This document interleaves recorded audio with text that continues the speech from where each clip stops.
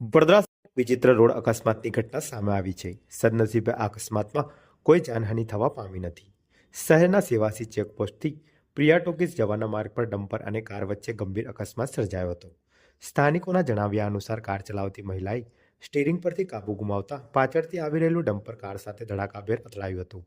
અકસ્માત એટલો ભયાનક અને વિચિત્ર હતો કે કાર યુટર્ન થઈને સીધી જ ડિવાઈડર પર ચડી ગઈ હતી. સ્થાનિકોનું કહેવું છે કે કાર ચલાવતી મહિલા વધુ ઝડપે વાહન ચલાવી રહી હતી.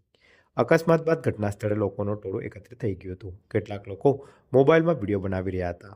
તે દરમિયાન મહિલાએ ઉગ્ર વર્તન કર્યું હોવાની પણ ચર્ચા ચાલી રહી છે. આ દરમિયાન લોકટોળાએ મહેનત કરીને કારને ડિવાઈડર પરથી નીચે ઉતારી હતી. ઘટનાની જાણ થતાં પોલીસ તાત્કાલિક સ્થળ પર પહોંચી અને સમગ્ર મામલે તપાસ શરૂ કરી છે. પોલીસ દ્વારા અકસ્માતના કારણો અંગે વધુ તપાસ હાથ ધરવામાં આવી છે.